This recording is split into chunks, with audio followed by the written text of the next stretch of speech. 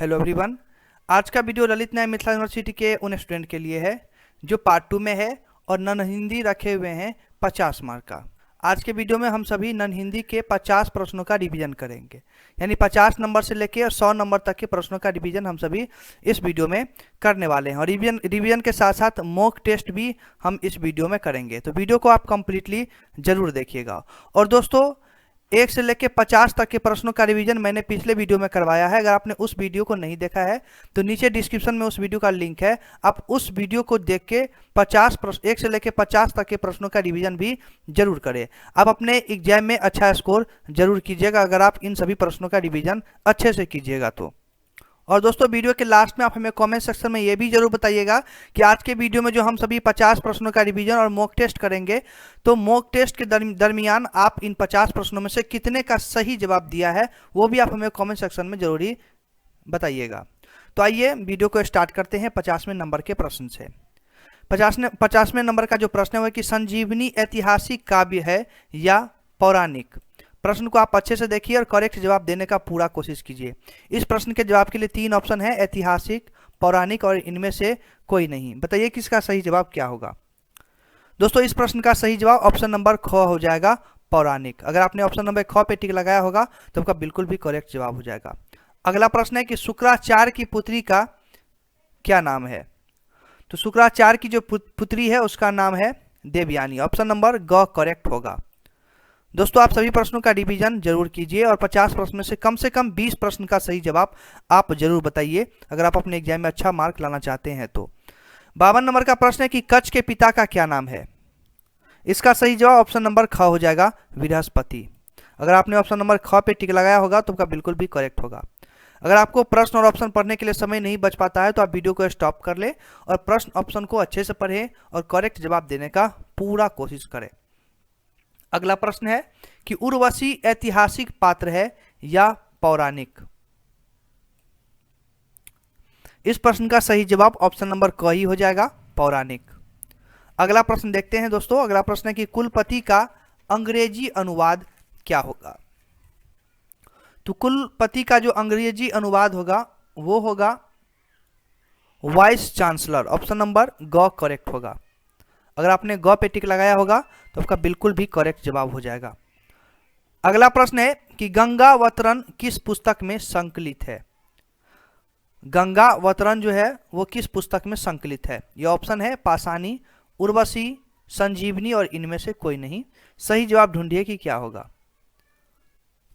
दोस्तों, इस प्रश्न का सही जवाब हो जाएगा ऑप्शन नंबर क, पाषाणी। आइए अगला प्रश्न देखते हैं। अगला प्रश्न है कि पाषाणी जो है वो किस विद्या की रचना है। इस प्रश्न का सही जवाब ऑप्शन नंबर ख हो जाएगा, गीति नाट्य। अगला प्रश्न है कि पृथ्वी पर गंगावतरण किनके सत्य प्रयास से हुआ था। इसका सही जवाब ऑप्शन नंबर क हो जाएगा, भागीरथ। आइए अगला प्रश्न देखते हैं। अगला प्रश्न है कि पाषाणी किसे कहा गया है। राइट आंसर हो जाएगा ऑप्शन नंबर घ, अहिल्या। पाषाणी जो है वो अहिल्या को कहा गया है। अगला प्रश्न है कि ड्राफ्टिंग का हिंदी अनुवाद क्या है। प्रश्न को आप अच्छे से पढ़िए और करेक्ट जवाब देने का पूरा कोशिश कीजिए कि क्या होगा। राइट आंसर ऑप्शन नंबर क हो जाएगा, प्रारूपण। दोस्तों, ये सभी प्रश्न जो है वो रेखा प्रकाशन पे आधारित है, यानी रेखा प्रकाशन के बुक से लिया गया है और रेखा प्रकाशन के बुक से एग्जाम में ज्यादातर आते रहता है। अगला जो प्रश्न है 60 नंबर का वो है कि ईश्वर में विश्वास रखने वाले व्यक्ति को क्या कहते हैं। तो ईश्वर में जो विश्वास रखने वाले व्यक्ति होते हैं उसको आस्तिक कहा जाता है। ऑप्शन नंबर क करेक्ट होगा। अगला प्रश्न है कि किए गए उपकार को स्मरण रखने वाला व्यक्ति क्या कहलाता है। तो राइट आंसर ऑप्शन नंबर ख हो जाएगा, कृतज्ञ। अगला प्रश्न है कि बाएं हाथ से तीर चलाने वाले को क्या कहते हैं। राइट आंसर ऑप्शन नंबर ग हो जाएगा, सव्यसाची। अगला प्रश्न है संजीवनी के रचयिता कौन है। राइट आंसर ऑप्शन नंबर क हो जाएगा, आरपी प्रसाद सिंह। अगला प्रश्न है कि भारत की संपर्क भाषा क्या है। राइट आंसर हो जाएगा ऑप्शन नंबर ग, हिंदी। अगला प्रश्न है टेक्नोलॉजी का हिंदी अनुवाद क्या है।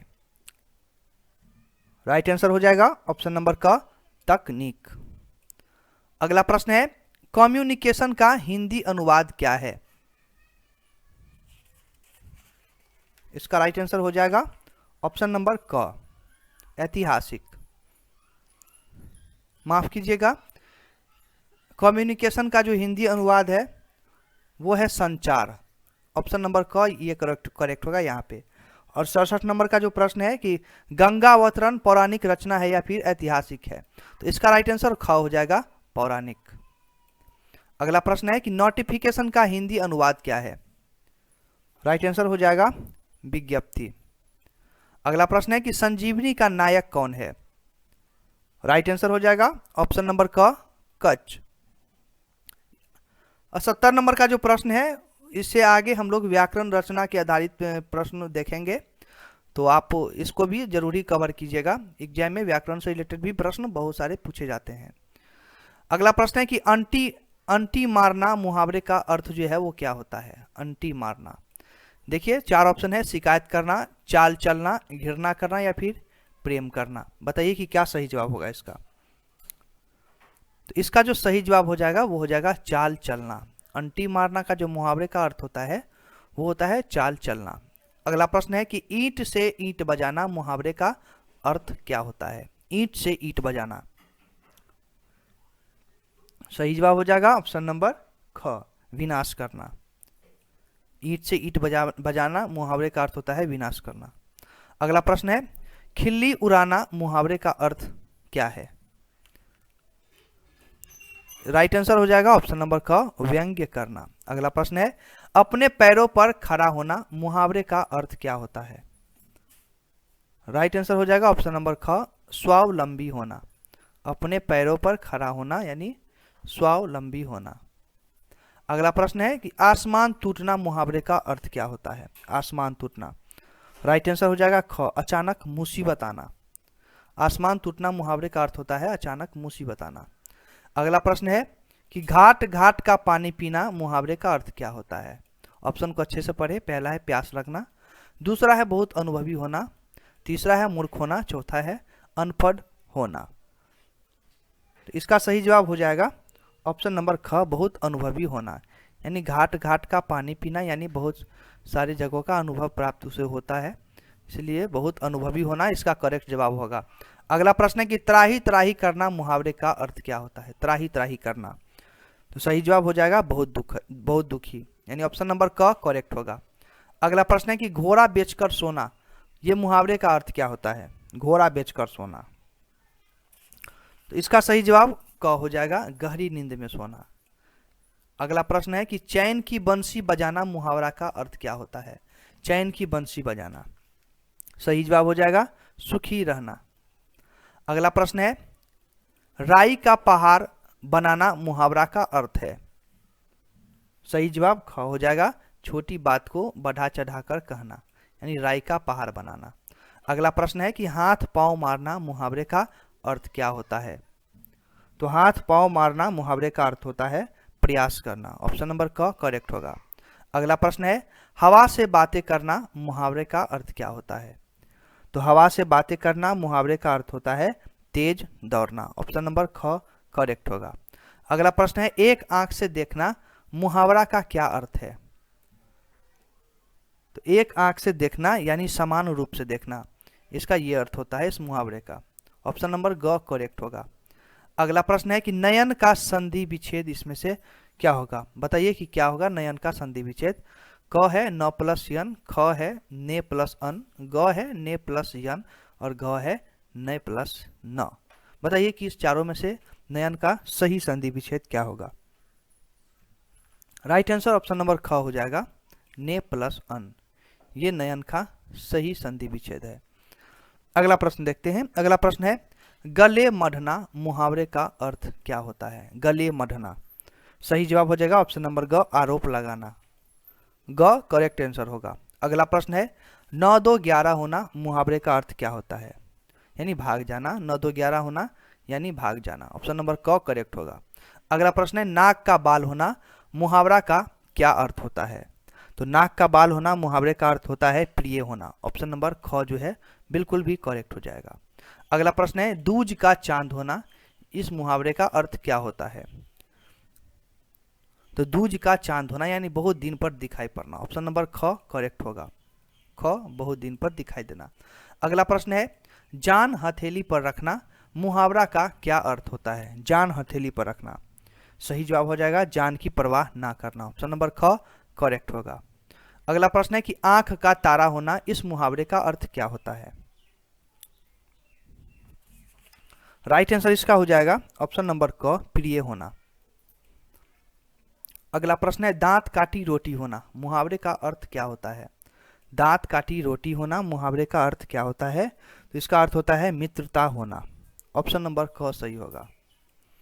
अगला प्रश्न है कि पीठ दिखाना मुहावरे का क्या अर्थ होता है? पीठ दिखाना, तो पीठ दिखाना मुहावरे का अर्थ होता है हार कर भाग जाना। क्या होता है? हार कर भाग जाना। ऑप्शन नंबर ख करेक्ट होगा। अगला प्रश्न है कि हाथ मलना, मुहावरे का अर्थ स्पष्ट करें, यानी इसका हाथ मलना मुहावरे का क्या अर्थ होगा?